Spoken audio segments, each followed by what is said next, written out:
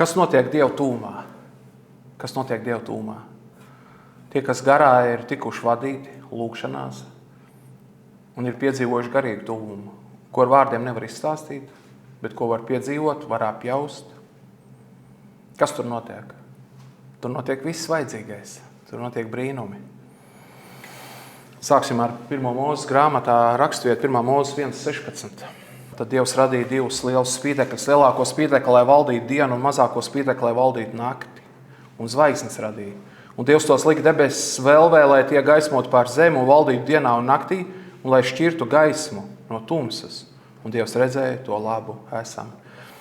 Mēs redzam, ka jau fizika, šīs pasaules radītā daļa, ko Dievs ir radījis, jau demonstrē Dievu. Kad mēs spriežam par Dievu, mēs varam skatīties uz gaismu un vienkārši analizēt. Būsim pētnieki. Ja? Zinātnē viena no metodēm ir novērojums. Ko mums rāda novērojums par gaismas darbību? Ja ir tumsa telpā, mēs uzspīdinām gaismu, kur paliek tumsa? Vai viņi ir kaut kur saraujās, kaut kādos gabalos, sagrupējās un nāk kauties ar gaismu? Nē, neiespējami. Tik varens ir Dievs. Fizikā atblāzma ir gara pasaulē. Dievs demonstrē, cik viņš ir varens. Kad Dieva gaisma uzspīd garīgai tumsai, viņa pazūd. Viņas vienkārši nav, viņa nespēja nostāties pretī. Līdzīgi kā fizikā. Fiziskā tumsa nespēja tagad kaut kā sagrupēties, nostāties ierindā un tagad uzbrukt lampiņai. Ja? Mēs redzam, fiziskajā pasaulē pat gaisma vienkārši uzvar elementāri, kā tikko ar gaismu tumsa atkāpjas. Tik varens ir Dievs un vēl varenāks, protams. Kad viņš uzspīd tev ar savu gaismu, ja, tavai dvēselē, prātam, sirdī, vienalga, kas tur ir. Kāds tur ir traumas, kāda tur ir sarežģījumi, kāda ir intelektuāls samazglojumi, kurus nevar atrasināt. Viss atrasinās, visi mezgli atsienās. Viss sadzīst, ja, dvēseli sadzīst, ja, viss sadzīst. Tāpēc, ka Dievam visas lietas ir iespējams. Te ir rakstīts 18. pantā un valdītu dienā un naktī, lai tie gaismot pār zemi un valdītu. Tātad valda, gaisma valda. Te ir rakstīts par radīto gaismu. Kur nu vēl par garīgo gaismu, ja?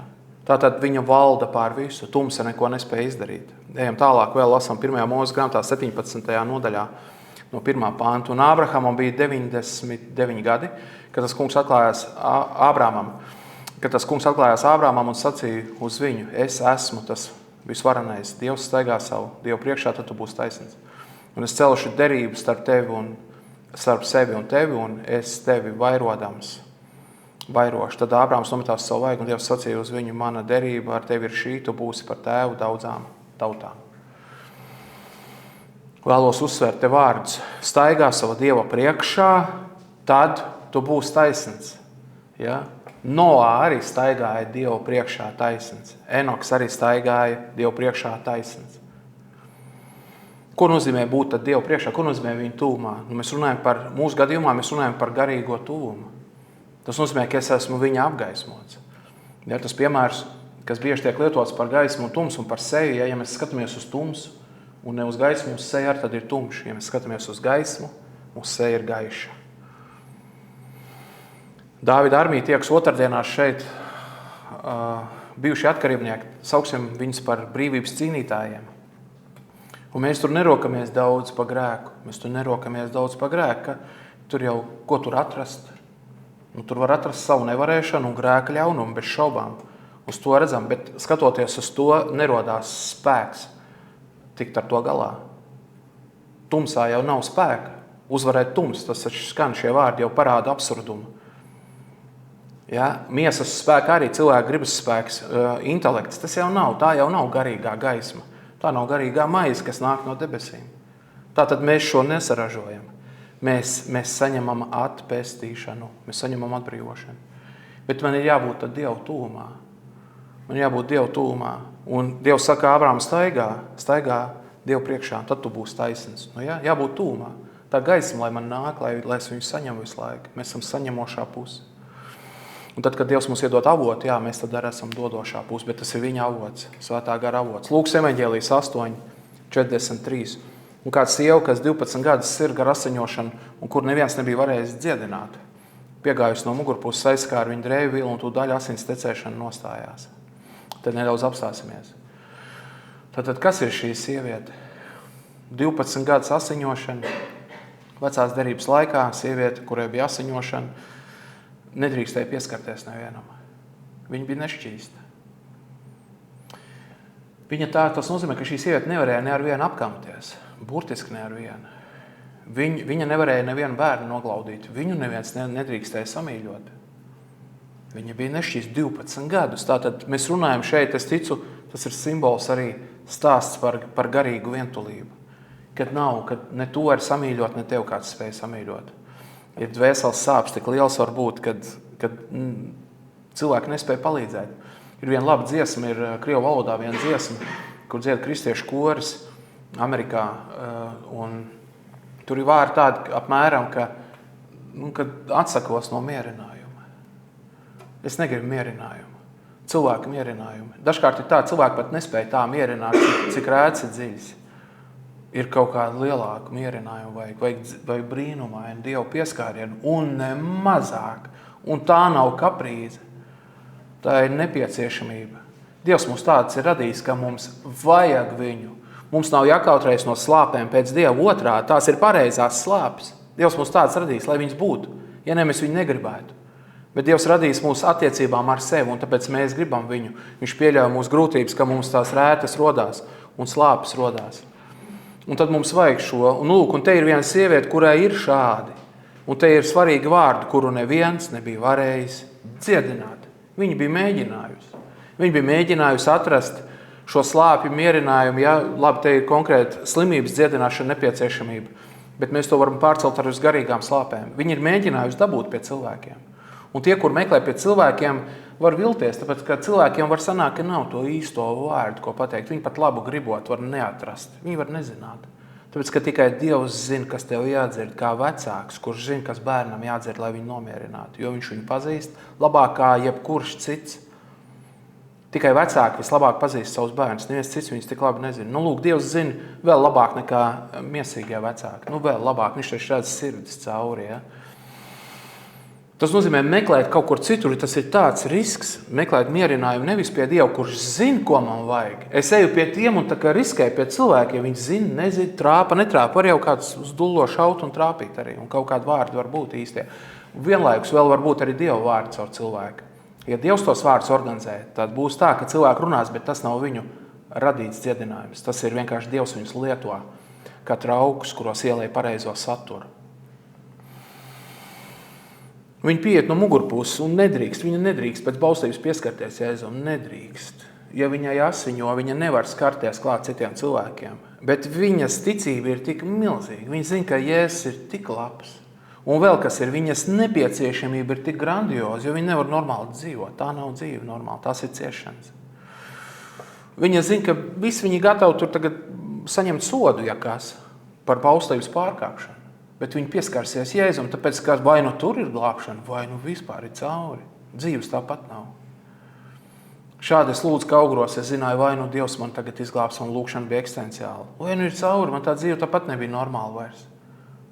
Un tad tu liec savus 100% ilgus un savu likmi garīgo pilnībā uz Dievu, un tad ir tā, vai nu ir, vai nu nav vispār, un obligāti būs. Tāpēc, ka neviens, kurš paļaujās uz Dievu, nepaliks kaunā. Neviens. Tāpēc, ka Jēzus dod, un viņš dos mūžīgi. Jēzus būtība ir dot. Vienkārši Sātans apmāna cilvēks, viņiem ir bail pieiet pie Jēzus, viņiem ir bail pie tās drēbju vīla aizskart. Tāpēc, ka ir visādi apstākļi cilvēki apkārt viņas gadījumā. Un visi tur grūžās virsū un tā tālāk. Un nedrīkst pat pēc bauslības. Reliģija viņai pat neļauj būt tik tuvu Jēzum, kā viņai vajag. Ko Jēzus pēc tam saka? Viņi ir nobijusies, viņi atzīstās tur beigās. Lasīsim tālāk. 45. pants, bet Jēzus jautāja, kas man ir aizskāris. Un kad visi liedzās, tad Pēters un viņa biedri sacīja, meistari, ļaudis tev lauž virsū un tevi spiež. Bet Jēzus sacīja, mani kāds ir aizskāris. Jo es jūtu, ka spēks no manis ir izgājis. Sevišķi aizskārs, citādāk. Nevis vienkārši uzskrēs virsū netīšām. Sevišķi aizskārs kādā veidā ar ticību, ar izmisīgu nepieciešamību, ar ilgām, ka vajag tagad Jēzus glābšanu, jo viss cits ir čau, nekas nestrādā, viss ir slikti. Un ja šādi aizskar ar šo pilnīgu paļāvību un ar pilnīgu tādu riskēšanu, ka viss ir tā kā atdots uz viņu, vai nu tur ir, vai nu vispār nav, tad Jēzus neatgrūž. Pēc tam viņš saka, mēs nelasīsim tālāk, bet viņš saka, ej, tev ticība tev ir palīdzējusi. Kāda ticība? Nu, ka Jēzus ir labs, viņam patīk tā. Un ka pat var iziet no reliģijas rāmjiem, ticot, ka Jēzus ir labāks nekā bauslība, jo viņš ir vairāk. Viņš ir vairāk, viņš ir Dieva dēls, viņš ir Dievs. Un mēs varam pieiet pie žēlstības roņa bez bailēm, tad, ka Jēzus ir tāds. Ja? Viņš izņem ar savu upuru, viņš ir izņēmis dusmas no Dieva sirds uz mums, ja tādas bija par grēku mūsējo. Tas tiek izņemts ārā. Un ir teikts, ka tātad mūsu grēki tiek nolikt tālāk mums kā austrumu no rietumiem, rietumu no austrumiem. Ja? Tātad nesasniedz vairs. Mūsu grēki uz mums vairs neattiecās. Kā tas var būt? Nu tā var būt, ja Jēzus par tevi maksā. Bet vai tu esi atdevis tad sevi viņam? Vai tu esi pieņēmis to, ka viņš par tevi maksā? Psalms 84. 11. pāns. Tiešām viena diena tavos pagalmos ir labāka nekā 1000 citas. Stāvēt pie Dieva nama sliekšņa ir labāk nekā mājot bezdievības mājokļos. Slavu Dievam. Viena no manām mīļākajām rakstvietām. Viena diena tavos pagalmos ir labāk nekā 1000 citas. Tā tad ārpus tiem pagalmiem. Tās 1000. Viņas nekad nebūs tik labas, vienalga, kas tur ir. Pat ja tur ir kaut kāds pasaules sasniegumi, nezinu, kas 1000 dienas ar pasaules sasniegumiem. Nē, nav tik labas kā viena diena Dieva pagalmos. Kur? Viņa tuvumā. Kas ir viņa pagalma? Tas ir viņa tuvums. Tas ir, ko mēs meklējam. Tāpēc, ka tas visu atrisina. Tai sievietei viss atrisinājās. Es nesen skatījos tādu videoklipu, kur uztaisījuši mākslinieki aktieri, ja? Kā tā sieviete reaģē, kad viņa saprot, ka viņai asiņošana apstājusies. Ir tik aizkustinoši. Viņas sejā, protams, to tēlo aktrisi, bet mēs varam iztēloties to īsto sievieti, jo tā ir patiesība, kas ir rakstīts, bija reāli viena sieviete, kurai šis notika, par ko mēs lasām Bībelē. Un tā aktris arī tik labi to parādīja, manuprāt, ka viņas saprot, kas ir noticis. Kaut kas ilgi nav bijis, nav risinājies 12 gadus. 12 gadus, tas ir apmēram, cik es biju azartspēļu atkarībā. Un es arī Varšavas lidostā sēdēju, sapratu, ka Dievs man ir atpestījis, ka viss es esmu izglābts no azartspēlēm. Es raudāju gauži gan lidostā, gan pēc tam lidmašīnā. Vienkārši, tu saproti, tāpat kā cilvēki brīnās, kā tik slikti kaut kas var notikt. Liekas, kā tā var būt? Tāpat var pie Dieva notikt, ka mēs brīnamies, kā var tik labi būt, kā tas var būt. Tiešām ar manī, jā, fakts, tas ir ar manīm noticis. Šādi es jutos lidmašīnā un pirms tam vēl lidostā, kad es apzinājos Dievu brīnumaino darbu, ka viņš man ir pieskāries un viņš ir dziedinājis manu vainu, kaut kāds mans iekšējās problēmas, kas man spieda uz atkarību. Ja? Psalms 42. 2. pāns. Kā briedis alkst pēc ūdens upēm, tā mana dvēsele alkst tevis, Dievs. Slāpst man dvēsele pēc Dieva, pēc dzīvā Dieva. Kad nākšu un redzēšu Dievu vaigā. Mans asars ir man mājas dienu un nakti, tie saka man visu dienu. Kur ir tavs Dievs? Vai šo runā kaut kāds pagāns vai Dieva cilvēks? Dieva cilvēks. Tā var būt. Šādi var būt pa ceļam, šādi var būt. Briedis alkst pēc ūdens upēm. Ir citā tulkojumā rakstīts brēdis. Man patīk šis tulkojums labāk. Alkst pēc ūdens upēm. Man dvēsele alkst tevis, Dievs. Tātad alkst, tātad vajag. Ir nepieciešamība. Slāpst man dvēseli pēc Dieva, pēc dzīvā Dieva, nevis pēc reliģijas, pēc kaut kādiem noteikumiem. Noteikumus mēs varam izlasīt, un viņiem ir sava vieta. Un baušos mēs izlasām, un viņi ir svēti, un Dievs viņus ir noteicis. Bet ne jau tas atrisina, šīs zināšanas pat neatrisina to, ko man vajag. Neatrisina, tāpēc, ka nebija paredzēts. Kad Mūzums saka, ka Dievs, es jūs tagad svētīšu vienā epizodē, kad viņi ir ceļā, jūs tikai ejiet tagad, es jūs tur svētīšu, bet es pats līdz neiešu. Mūzums saka, tad nav vārds vārdā, bet doma bija tāda, tad nogalina mūs vai mani nogalina. Ja, tā tad viss, ja tu nenāc mūs līdz, kāda jēga. Mūzums negrib pat vienkārši svētību, viņš grib Dievu tuvumu, viņš grib vadību, kad ir naktī uguns un dienā dūmastaps. ka Dievs vada, viņi saprot, Dievs ir ar viņiem. Dievs ir ar viņiem. Viss. Viņi nav kaut kādi cilvēki. Viņi nav kaut kādi grēcinieki. Viņi ir Dieva tauta, jo pats Dievs ir ar viņiem.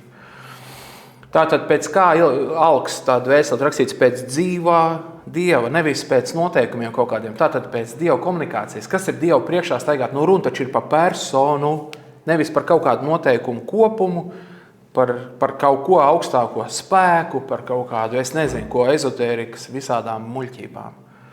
Mēs zinām, ka Dievs ir persona, un mēs esam viņa bērni, un bērniem vajag komunikāciju ar tēti. 100% vajag.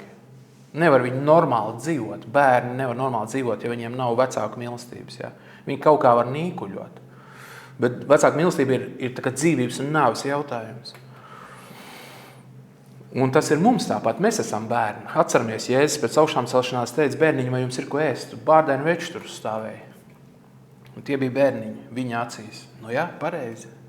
Un cilvēks jau nevar, ir tā audzināšanas dēļ, liekas, man jābūt ar pieaugušajiem Dievu priekšā. Kaut kādā nozīmē, ir rakstīts, ka mums jāaug, jāsasniedz Kristus pilnības diženuma mērs, diženuma pilnības mērs. Bet vienlaiks mēs visu laiku, kamēr mēs esam uz zemes un arī debesīs, joprojām visu laiku būsim Dieva bērni. Bet tur tad ir tāda brīvība, tur var būt garīga relaksācija, tur var būt garīga laime, garīga lietu nekontrolēšana. Kontrole nomoka, godkāre nomoka, viss rezultātu kontrolēšana, viss šis nomoka. Tas nav, es ticu, kam Dievs mūs paredzējis. Ja? Cilvēki netiek galā, šī sieviete nespēja sev dziedināt. Ko viņi tur var nokontrolēt vispār? Viņi pieskarās Jēzum un viss, viņi sajūt, ka viņi ir veseli, un Jēzus saprot, ir noticis īstais pieskāriens. Tur entie grūdās virsū nav īstais pieskāriens. Un viena ar pareizu sirdi, sirds augsni pareiza un ir. Kad nākšu un redzējuši Dievu vaigā, kā mēs redzam Dievu vaigā? Caur Jēzus Kristu un Svētajā garā. Ir rakstīts, ka Dievu neviens nav redzējis, Jēzus Kristus mums viņu ir atklājis. Āmen, tas tā arī paliek. Bet garīgi mēs viņu satiekam, un Kristu mēs redzam, un viņā ir visa pilnība. Un garā var būt daudz piedzīvojumu, visādi tā skaitā garīgas vīzijas. Un nav obligāti, ka tādām būtu jābūt, bet arī tās ir iespējamas. Dievs iedos to, ko tev vajag. Ja tev vajadzēs garīga vīzija, tev būs. Ja tev pietiks ar to, ka tu izlasīsi rakstus un garā sapratīs, Dievs tev tagad uzrunā caur rakstiem, āmen. Tātad tev pietiks ar to. Ja tev vajadzēs redzēt garīgu sapni, kur Dievs tev kaut ko pateiks, tad tu redzēsi garīgu sapni. Ja tev vajadzēs, ka citi cilvēki tev pasaka Dieva vārdus, ko Dievs ir iecerējis, kas tev jādzird, tad tu viņus dzirdēsi. Vienkārši to obligāti dzirdēsi kaut kādā veidā, kādā Dievs būs iecerējis. Ja tu pēc kaut kādas situācijas sapratīsi, šī situācija ir tagad Dieva komunikācija ar mani. Āmen, tātad tas būs tavs gadījums. Bet obligāti kaut kas būs, tāpēc ka vajag. Psalms 63. 2. pants. Kungs, tu esi mans Dievs, es meklēju tevi, pēc tevis slāpst mana dvēsele. Pēc tevis tvīkst mana miesa, kā sausa un izkalt uz zeme, kur nav ūdens. Es esmu raudzījies pēc tevis tavā svētnīcā, lai redzētu tavu spēku un tavu godību, jo tavu žēlastība ir labāka par dzīvību. Mans lūpas, lai tevi slavē, slavu Dievam. Ticu, ka aiziet šī tik tālu aiziet, kad garā cilvēki saka, tava žēlastība ir labāka par dzīvību. Es ticu, šis ir iespējams Kristus diženuma mērs, iespējams ir kaut kas vairāk. Es ticu, tas ir bezgalīgi īstenībā. Kamēr uz zemes būsim, visu laiku būsim augšanas pozīcijā. Un tikai debesīs būsim kā Kristus, jo teikts, kā Jānis apostols raksts, jo tad mēs būsim kā viņš. Ja? Un redzēsim viņu.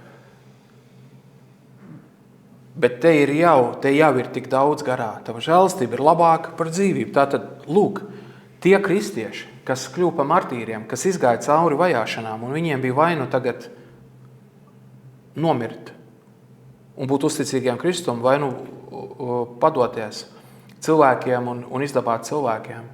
Kā viņi spēja upurēt savu dzīvību? Viss miesas instinkts ir pret dzīvības zaudēšanu. Mūsu miesas instinkti ir uzbūvēti tā, ka cilvēks cīnās līdz pēdējiem, lai paliktu dzīvs. Kā viņi varēja necīnīties un garīgi aiziet? Tāpēc, ka viņu garīgais stāvoklis, viņi bija tik tuvu Dievam garā, ka viņi saprata, žēlastība ir labāka par dzīvību. Tuvums ar Dievu ir labāks nekā palikt dzīvam. Paturēt tīru sirdsapziņu Dievu priekšā ir labāk nekā palikt dzīvam. Un to nevar notēlot, to nevar iepriekš sagatavot. Tur ir tā, vai nu tu esi tur, Dieva garā aizvests, ka tu spēji šādi iziet cauri, vai nu nē. Es neticu, ka tur var kaut kā gribas spēku mobilizēt. Jo es jau, kā pirmī teicu, tie miesas instinkti pret to. Lūk, bet gars ir pāri pa miesu, ja? Staigājot garā, tad jūs miesas kārību savaldīsiet. Tātad svētais gars, ja vada, tad spēja atdot pat dzīvību. Tur, kur ir šis situācija, ja, kā bija martīriem, ja, pirmajos gadsimtos kristiešiem. Lūk, ja es esmu slāpējis, viss labi. Ja es esmu slāpējis pēc Dieva, slavu Dievam, viss labi ir. Viss ir pareizi, meklē kā padzerties. Dievs tev ir aizvedis līdz slāpēm. Tu nevarēji nonākt garīgās slāpēs, ja Dievs tev nebūtu jau vedis. Tāpēc, ka mēs lasīsim pēc brīža vēl citu raksturvietu, kas runā par miesas slāpēm, un tās ir citas, un tās ir dabiski, un tās ir visām miesām, kas ir pēc Ādama piedzimušas. Izņemot Jēzu Kristu, kurš ir Dieva dēls. Tu esi mans Dievs, es meklēju tevi, tātad tu esi mans Dievs. Tas ir personīgi ļoti. Nevis kaut kāds abstraktais Dievs, bet mans Dievs. Mans Dievs. Pēc tevis slāpst man dvēseli. Pēc tevis tvīks man miesa. Tātad nevis pēc kaut kādiem tikai noteikumiem, pēc zināšanām, un to visu vajag, bet ne, pēc tuvuma, pēc garīga tuvuma ar Dievu. Pēc tā tvīkst. Tas ir vajag. Sausa kā izkalt uz zemi, kur nav ūdens. Nu jā, un tur tad nav dzīvības. Tāpēc, ka mūsu dzīvība, ja mēs saprotam savu pareizu, to savu stāvokli, ir angliski jēdziens human condition. Tātad cilvēku stāvoklis, ja mēs viņu pareizi saprotam Bībeles gaismā, kā Dievs mums māca, tad mēs saprotam, ka mūsos pašos nav dzīvības ūdens. Ka dzīvības ūdens nāk no augšienes.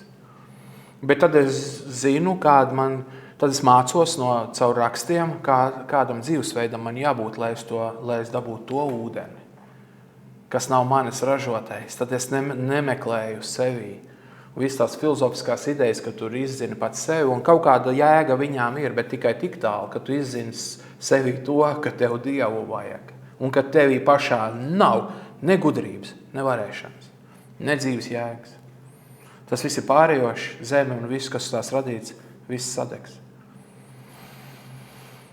Kad es konstatēju, ka es nevaru, tad Dievs jau ir darbu darījis pie mums. Ja? Un ir kristieši, kuri domā, ka viņi var, un tad viņi viens otru ar pletnītēm, ar bauslības pletnīti, pats sev pa muguru apkārtējiem, un tad dusmojās, un ir kristieši, kurus es klausos, un kā viņi rājās visu laiku, un rājās uz cilvēkiem, un dusmas ir, no kurienes, brāli, tev tās dusmas ir.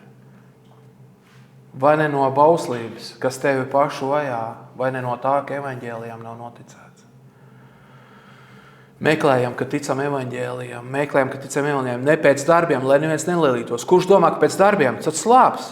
Kurš dzer no tās akas, no tā ūdens, tur slāps, tāpēc, ka nekad nav pilnības darbībā.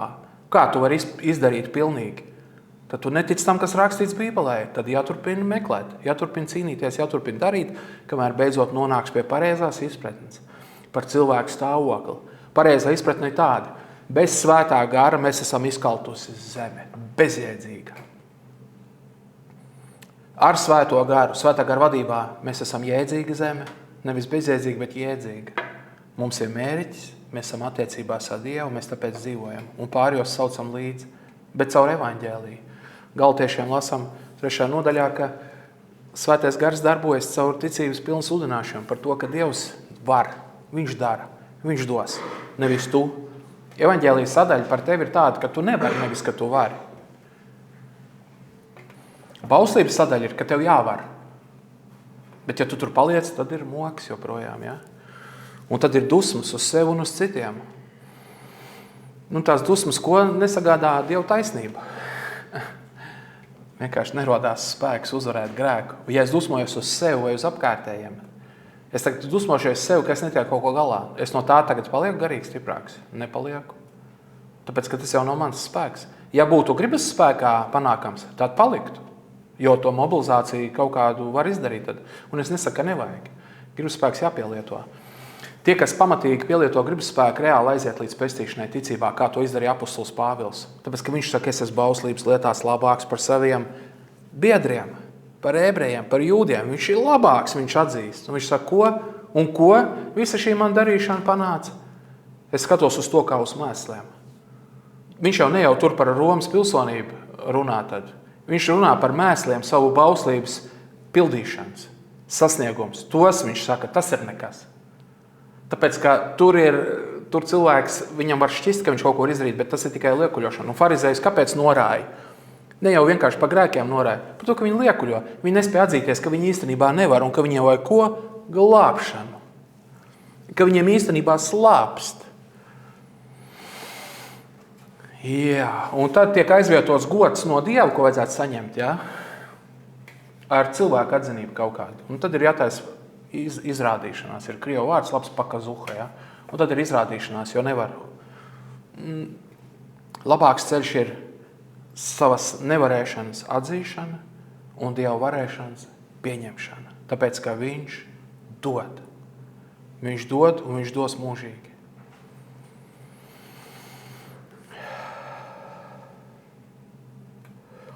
Mihas grāmata 7.2. Dievbijīgie ir izmiruši šai zemē, un taisnīgo vairs nav ļaušu starpā. Viss slāpst tikai pēc asinīm. Viņi cenšas citam izlikt valgus, jo tie viens otru uzlūko par medījumu. Šis ir tas, ko iepriekš teicu par miesas slāpēm. Tātad, ja cilvēks nav svētā gara vadībā, tad viņam ir miesas slāpes. Un kārdinājums var būt arī tiem, kas ir svētā gara vadībā. Jo Jēzu kārdināja. Tātad kārdinājums var būt arī, tikai viņš nepakļāvās kārdinājumam. Kārdinājums var būt arī tiem, kas ir svētā gara vadībā. Bet svētais gars dod spēku nepakrist. Kā ir rakstīts, ikreiz, kad es domāju, ka man kājas līdēs, tavu žēlastībā, kungs, man saturēja.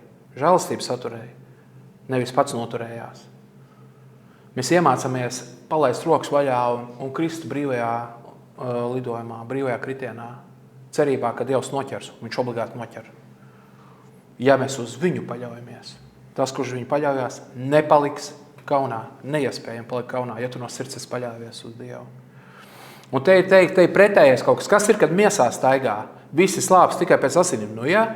Tātad nekas nav sevišķi jādara cilvēkam, lai viņš būtu pasaulīgs, miesīgs, grēcīgs. Nekas nav jādara. Cilvēks tāds ir piedzimis.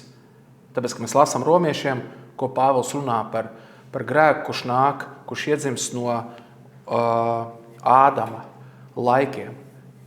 Man patīk to saukt par nespēju negrēkot. Neobligāti par tādu kā grēku ir un par iedzimto grēku. Labi, tur var teoloģiski spriest par šiem jēdzieniem, bet tā praktiski ir vieglāk to izprast, manuprāt, kā nespēju nesagrēkot pašam savā spēkā. Lūk, nekas nav jādara. Tāpēc ir rakstīts romiešiem, visi ir grēkojuši, visiem trūks dievišķās godības. Visiem, un te ir rakstīts, visi slāps tikai pēc asinīm. Šis ir dabiski. Šis ir dabiski, visiem ir tā, izņemot tiem, kas padodās. Kas saka, viss Dievs, es padodos, es atzīstu savu vainu, tas bija mans grēks, piedod man, jo Dievs visu uztver personīgi, tā es ticu. Piedod man Kristus dēļ, un tagad vadi man pa taisnības ceļu. Viss, no šī brīža Dievs, es uzticu savu dzīvi tev. Viss būs savādāk. Šādi nav tik sarežģīti, vajag izšķirties par labu Dievam. Sarežģīti ir tad, ja cilvēks negrib klausīt Dievam, tad viss sarežģās, vai un tad sākās filozofija, tādā sliktajā nozīmē. Varbūt laba filozofija, bet tajā sliktajā nozīmē. Un sarežģās, saputrojās un aizvirzās un nepaklaus Dievam. Žēlastība mani vada uz paklausības vēlmi Dievam, bet žēlastība, nevis bauslība. Bauslība to grēku atziņu, bet pa īstam. Dievbijība ir gudrības sākums, bet fināls ir mīlestība, jo mīlestība izdzen bailes, kā ir rakstīts. Viss slāps tikai pēc asinīm. Lūk, tātad, ja tu dzīvo miesīgi, dabiski, tev nav jāizlem būt par sliktu cilvēku, un visgrūtāk ir tiem cilvēkiem, kas tā labi dzīvo pasaulē, salīdzinoši labi, humāni. Viņiem taču ir grūti ieraudzīt to kontrastu. Un mēs sākumā runājām par gaismu, un ir tā, ja tā viņi dzīvo tādā krēslā, un tos viņa netīrums neredz istabā, un ieslēdz prožektoru gaišu, un tad ierauga katru putekli uz grīdas, Tas nozīmē, ka tam, kurš dzīvo tā humāni labi un smuki izskatās salīdzinoši uz cilvēku fonu, jo tur kāds tik nelieši nevar atrast, vai ne? Kas nogalina 1000 un tā tālāk. Taču būs uz ko salīdzināties, ka es jau neesmu tik slikts. Nu jā, kamēr tu salīdzinies uz cilvēkiem, tu diezgan labi var izskatīties. Un garīgo izpratni par savu īsto kondīciju neuzzinās, ka tu īstenībā esi sakalt uz zemi bez svētā gara. Bet ja ar svēto garu, tad tu esi auglīga zeme, kur viss labi aug, tur ir dzīvība. Bet tas ir ar viņa garu. Tāpēc, ko vajag darīt tam, kurš jūtās pasaulē tīri, ok, normāls tāds? Viņam jāpieiet Dieva tūmā. Un tad jāpastās uz kontrastu starp savu netīrību un Dieva dzidrumu un gaismu un ideālumu un svētumu, kas nav saprotams cilvēkam nemaz. Un tad dabūni īsto atkal stāv. Tātad Dieva tūmā viss atrisināsies. Tas, kurš domā, ka viņš pārāk labs ir, tas kritīs pie zemes. Un pareizi darīs un sapratīs, viņam vajag glābšanu, Dievs glāb mani, piedod mani. Pat acis nevar pacelt, atceramies, Dievam patīk tas cilvēks, par kur Jēzus stāsta, ka tas stāv Dieva namā un sit pie krūtīm. Dievs, esi man grēcīgam žēlīgs. Dievs, esi man grēcīgam žēlīgs. Viņam bail pat pastīties uz augšu. Viņš saprot, kāds ir viņa stāvoklis. Un ko Jēzus par viņu saka, tad viņš labāks iziet ārā no tā tempļa nekā tas, kurš teica, Dievs, labi, ka es neesmu tā kā tie, tā kā tas. Tas, kurš domā, ka labi, ka es neesmu tā kā tas un tas jau arī tad dusmojas, iespējams, uz citiem, jo tur ir augstprātība. Tāpēc tie, kas domā, ka pestīšana caur darbiem, tur šis nāk komplektā līdzi. Ir grūti izvairīties no tā. Tikai tad, ja mēs zinām īsto kondīciju, to, kāda mēs esam Dievu priekšā, un ka mums vajag glābšanu katram, ikvienam. Katru glābs tikai Kristus darbs. Darbu vajag glābšanai tikai Kristus darbu. Viena cilvēka, vienu darbu. Un tas ir Jēzus darbs uz krusta, kad viņš samaksā par katru, par ikvienu. Un šis izmaina kondīciju, šis izmaina to stāvokli, jo par manīm ir samaksāts.